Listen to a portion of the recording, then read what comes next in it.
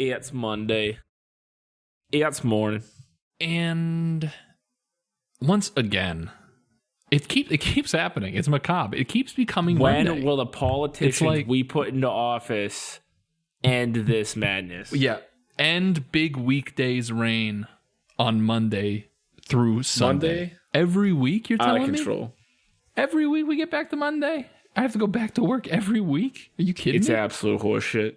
Welcome, listeners, to Monday Morning Macabre, the show where we talk about spookies. That's spooky cubed? No. What's the... I guess it's just to the fourth, huh? Anything after cubed, you just say to the X. Yeah, right? probably.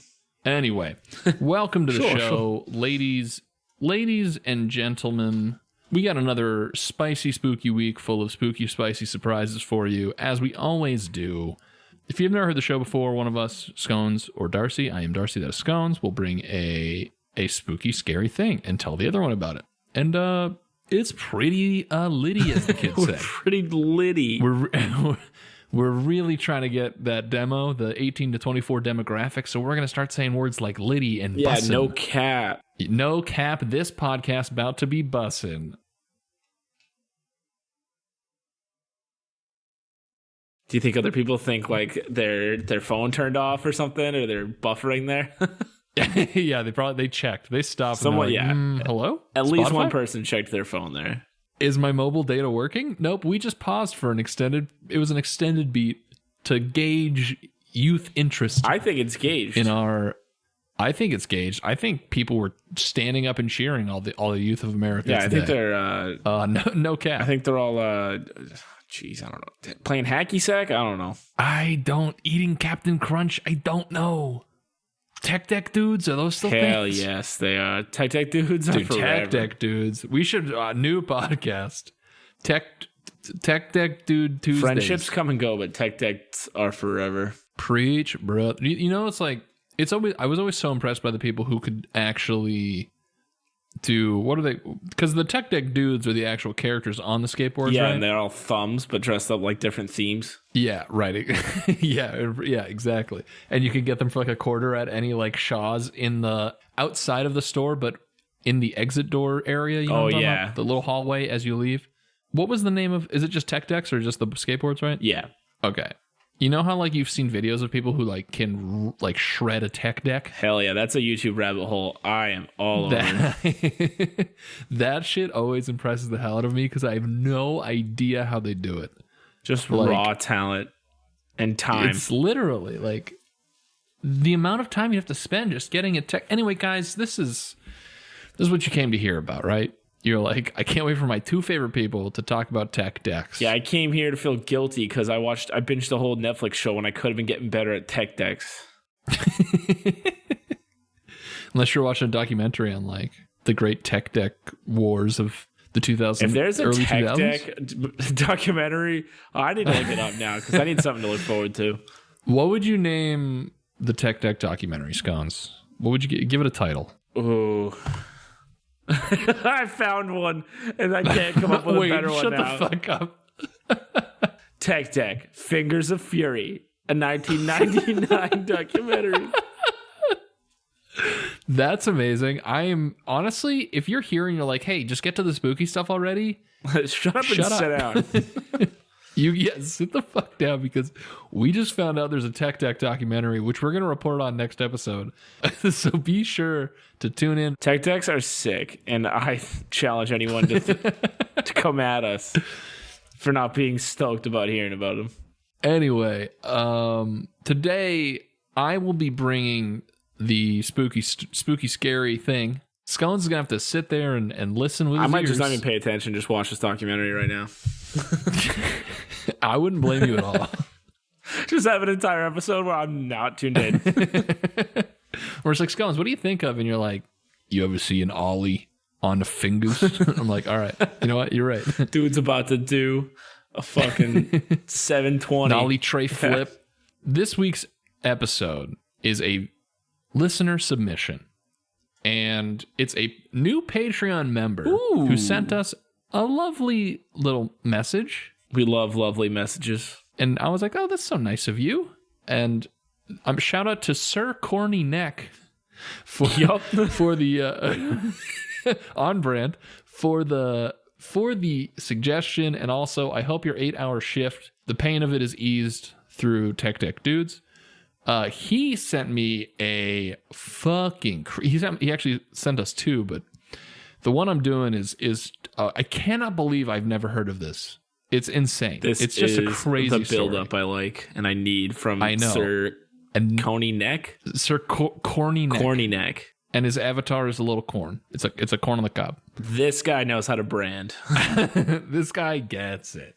He honestly might be the new manager at Sling and Dingers. We'll talk to the execs. But the story I'm bringing you today, Scones, is the complex tale of Colorado's Killdozer. Holy hell yes. That's the most. That sounds like a Tech Deck documentary right there. Killdozer. That's like the name of the team that's bought by the big corporation to win the Tech Deck tournament. They're going to demolish the old Tech Deck Dude rec center unless they beat him in a half pipe. Yep, that's way too accurate. I hate it. Band, play that music so we can get to talking about the Killdozer. Man, play us a ska song so I feel like I'm skateboarding in someone's backyard.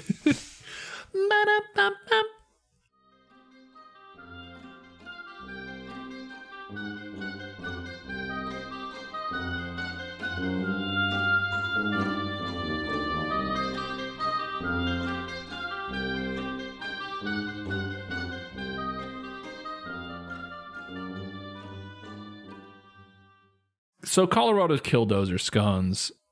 This story, like I said previously, I cannot believe I've never heard of it because it is so insane. I'm reading an article on sofrep.com. Dude, I've never heard of this site, but everything today is just sounding like skateboard terms. I know, right? Yo, bro, I'm repping Sofrep on my sick new Tech Deck Dude tour. Dude, our like backyard half pipe like references hit so hard with that 18 to whatever. That I have no idea what Scony Hawk's about to drop in, brother. So let's begin. The name Marvin Heemeyer may not ring a bell in the minds of many. For the first 52 years of his life, Heemeyer went by his given name and made a living as a welder and muffler repairman. But early in 2003, something changed that pushed Heemeyer into a new life, one that would garner him a more ominous and melodramatic, it says parenthetically, name that may sound familiar to anyone with a YouTube account. And that name was Killdozer. Dude, I need a YouTube account. I gotta get familiar with this shit. Yeah, right? I gotta get that YouTube premium. I mean, come YouTube on. Red featuring Killdozer with no ads. Give me that Vimeo Platinum or whatever the fuck. There's a Vimeo premium service? No, I don't fucking know. I assume so. That Neopet Gold. Heck yeah. Websites, shout out to Neopets. Neopia, never let it die. The real ones.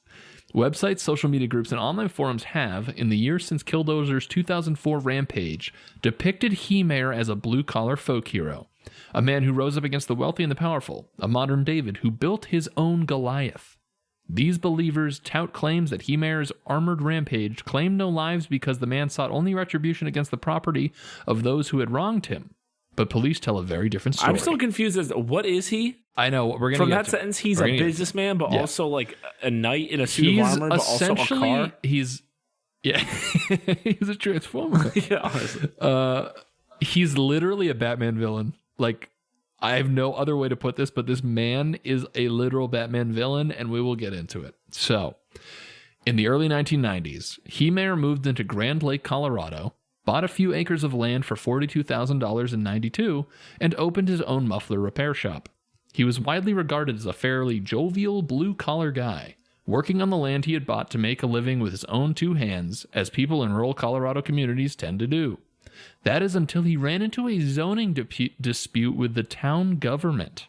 A classic bureaucratic, sticky situation. Dude, if I had a nickel for every time I heard a zoning dispute turned into a horrifying situation. I mean, if we should know, the rec center was going to get taken down via zoning disputes before our Tech Deck tournament. And that was the only way to save it. No other way. It was the win. After 10 years of operating his business on the 2-acre patch of land Heemeyer had purchased, plans were approved to build a massive concrete plant just at the edge of his property. This plan proved to be a serious issue for Heemeyer, as the only access road to his business crossed directly through the planned concrete factory, meaning that neither he nor any customers would have street access to his business. So this dude's got his muffler repair shop. They're like, hey, we're going to build a sweet-ass new plant right next to you. And it's going to just, you're not going to be accessible anymore by cars. And he's like, that's not great. Hey, local government, real quick. Come on. Come on, guys. I pay taxes. April Fools, baby. This is where the legend of Killdozer tends to part ways with reality in some accounts. Those who prefer to paint Heemeyer purely as a wronged party jump directly to the town zoning commission's 2001 decision to authorize the concrete plant's construction. Heemeyer appealed that decision, claiming it would block access to his existing business, but his appeal was denied. Soon after that interaction, Heemeyer was hit with a series of fines totaling around $2,500. These fines were levied for violations that included junk cars on the property and not being hooked up to the sewer line. Hey, if those are crimes, lock me up, brother. All right. Ew. My house is covered in old cars and poop. And my government will not stop me. And the town I live in will not best me. Do baby. not tread on Dars. Oh, man. The sewer line infraction was particularly offensive to Heemeyer, as he apparently could not get access to the sewer lines without crossing over 8 feet of the concrete plant's property. This all sounds like a small business owner getting muscled out of town by zoning commissions and big business, and there may be some truth to that narrative. But Heemeyer also found himself trapped on that 2-acre plot of land through his own lack of foresight, and some could argue due to his greed. Prior to the zoning decision, Heemeyer had entered into an agreement with the company that owned the land for the proposed concrete plant. They would pay him $250,000 for his 2 acres of land, allowing him a tidy profit over his $42,000 purchased and enough money to set up shop somewhere new.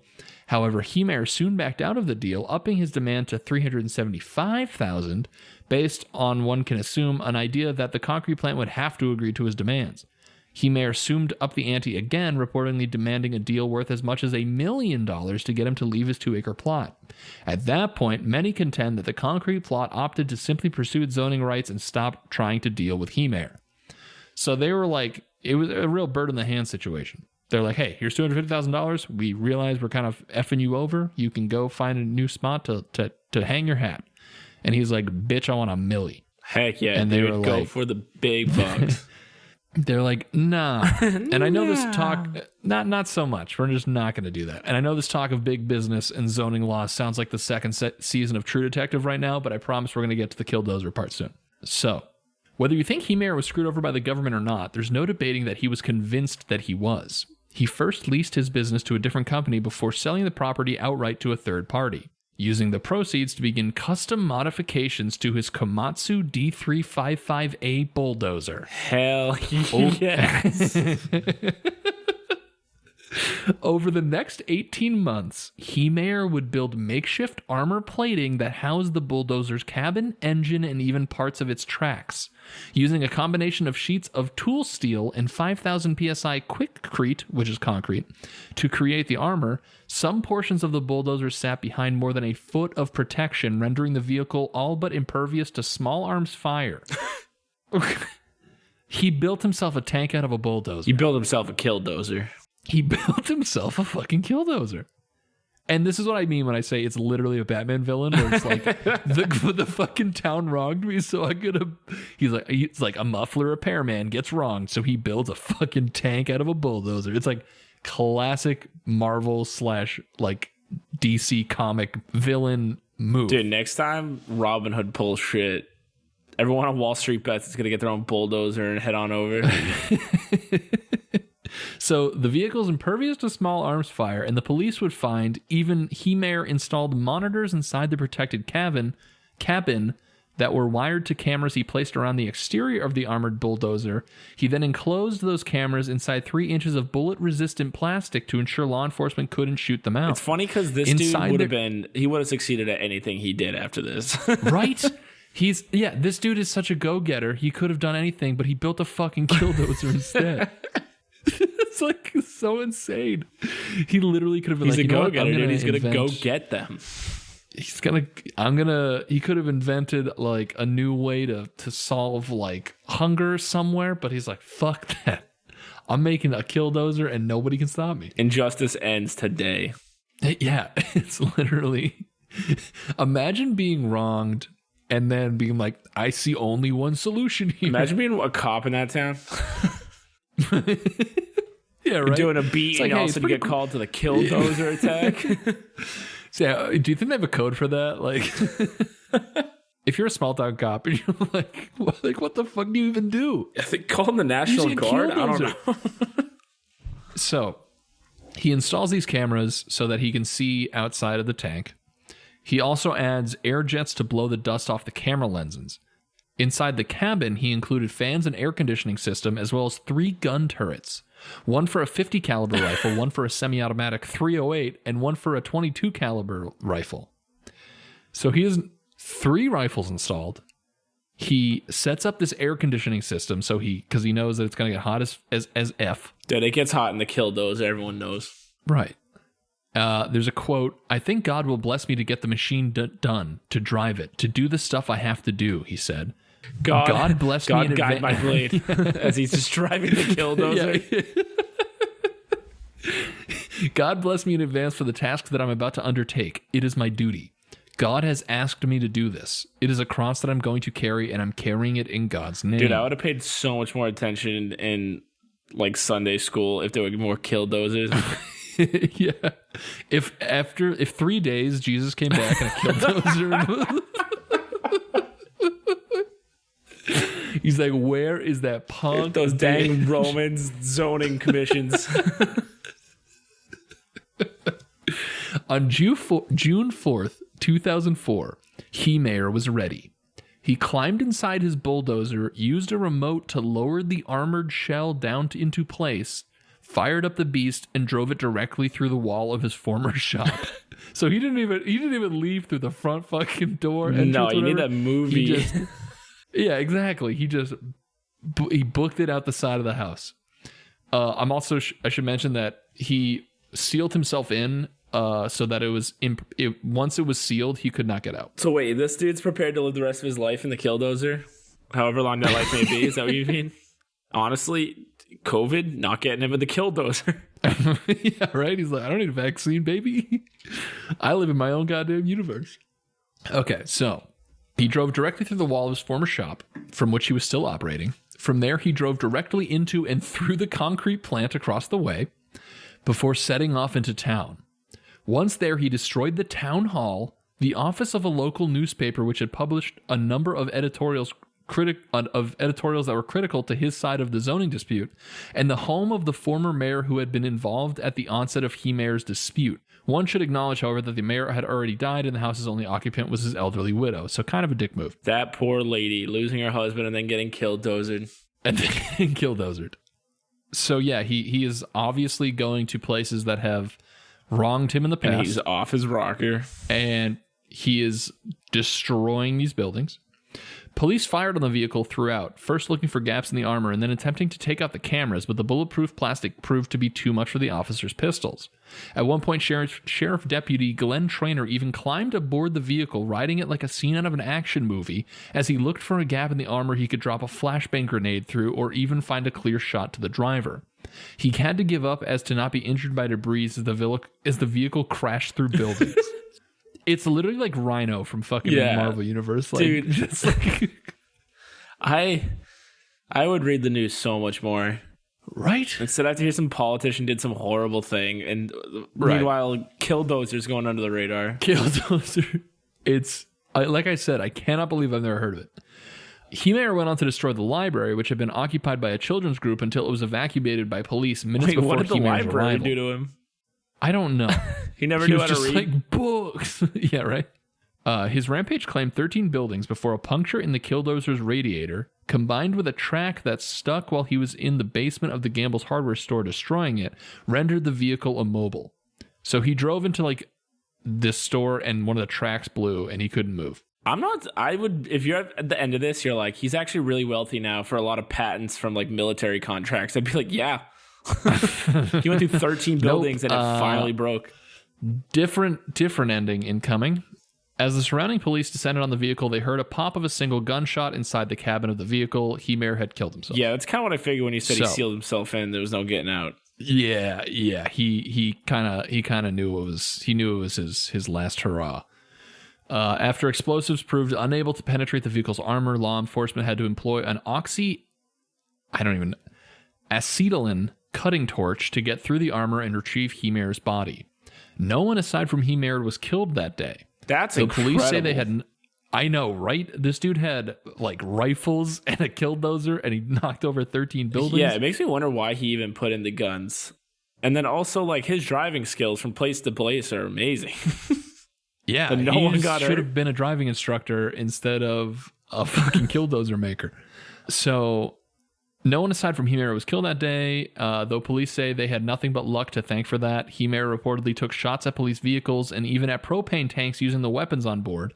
Had a tank been ruptured, the threat posed to nearby civilians would have been serious. The same would be true if police hadn't used the community's 911 system to reverse call residents and warn them of impending danger.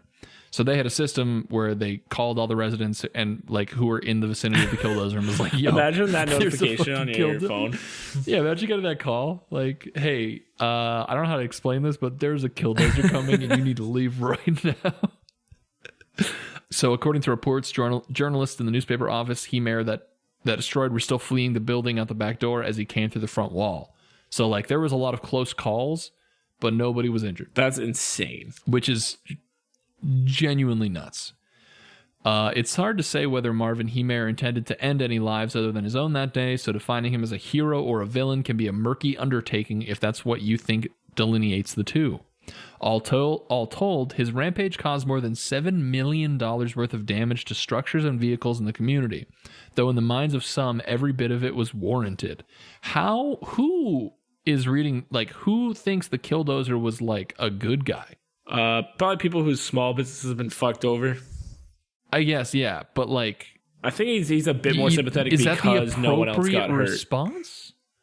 Sure, yeah. If somebody was killed, I mean, is the appropriate response to cause $7 million worth of damages, destroy a widow's home, destroy a bunch of businesses, and then kill yourself? Like that doesn't seem like the probably didn't make a lot of change. I'm gonna Google image the Killdozer right now. You can see videos of it. Like in action. Dude, is this thing going to the Smithsonian or something? You can literally like watch the Killdozer go. It's crazy.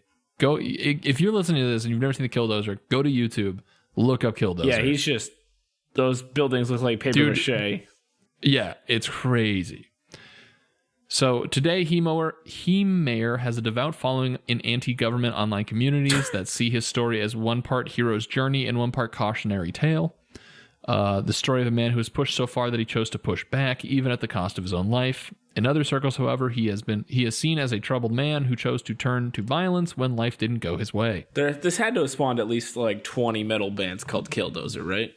Called Killdozer, yeah. It does sound like a B horror movie, like a bulldozer that comes to life. Killdozer. Yeah. So yeah, the movie, he would have died because of the big businesses, and his ghost would have haunted. Yeah. And possessed the bulldozer. That's the movie. You're welcome, Hollywood. We're doing your work again. We're doing your work again for you, baby. So, a quote, I've seen that the way people have venerated Marv and praised him after the fact without even really knowing what happened or the facts of the situation has been repeated in many other rampages and tragedies in America since, said Patrick Brower, an editor who worked in the newspaper office Heemeyer destroyed. How many people lose petty zoning fights with the government in America? Everybody, all the time. That's not an excuse to go out and tear the town to pieces and shoot at people, Brower said. Ultimately, Heemeyer, it seems, saw himself as the hero that elements of the internet make him out to be. Yet some within his community, particularly those victimized by the Killdozer rampage, recall him as a broken man who took out his woes on the community at large. But how do you see him? We'll wait, listener.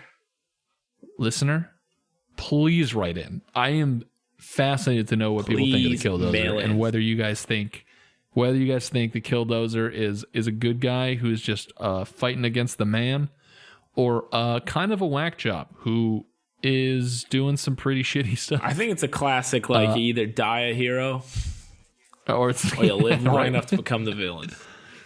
To become the Killdozer.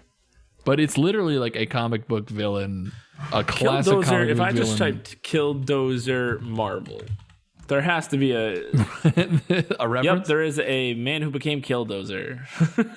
Killdozer is a Marvel character from the 1990s. Well, that so they had it already. They already had it before the real Killdozer took it. Do you think they're gonna fight for that right? That I mean, if we know one thing about this guy, you don't want to take him in court. You don't want to, yeah. Before he makes like trademark. The funny part is he went through all like the right. He like appealed it. He like went. Yeah, he appealed it. He did all the proper things first, and he's like, well, I've tried all of the options that are legal. Time to make a tank out of a bulldozer. And you're like, bro. You can't solve it in a Judge Judy type environment. You can only solve it in a Killdozer type of environment. It's like if the Punisher owned a muffler shop. Pretty much, yeah. That's basically it. But that's the story of Killdozer. Again, shout out to Sir Corny Neck for the tip on this one, because it is a wild ride. I feel like a better citizen of the world now that I know more about Killdozer. I feel like a child of the universe now that I have the information of Killdozer. You gotta wonder, could this have been avoided? I'm thinking no. I'm thinking, yeah. I think there had to be a Killdozer. The fact... I think the fact that they were like, hey, here's $250,000, our bad, and he was still like, he did, like, he had an out there. But instead he was like, that makes it even more outrageous. Yeah. Imagine being offered $200,000 and instead you make Killdozer.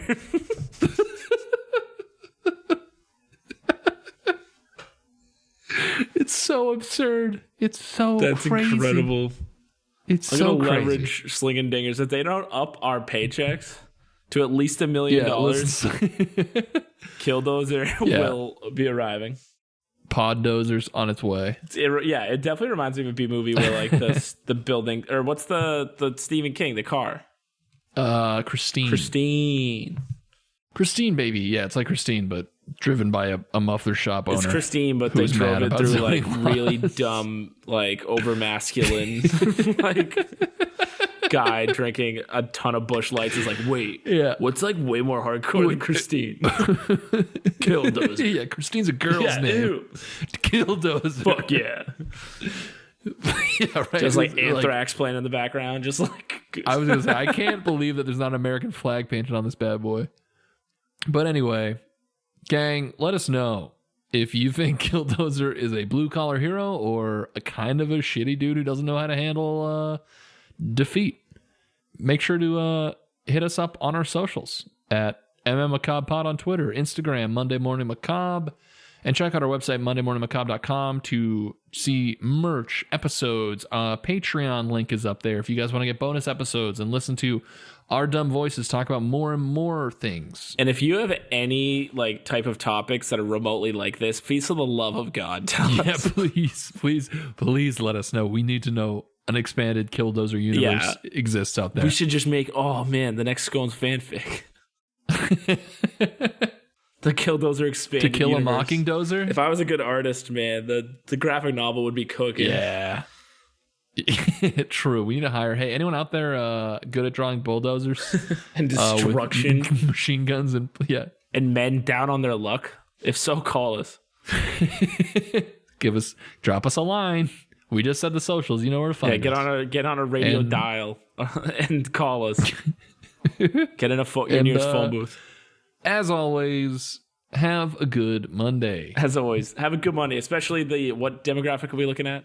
18 to 24-year-olds. I bet that Killdozer be busting, huh? I bet they love the phone booth reference I made just now. Anyway, have a good Monday. Goodbye. Have a good Monday. Goodbye.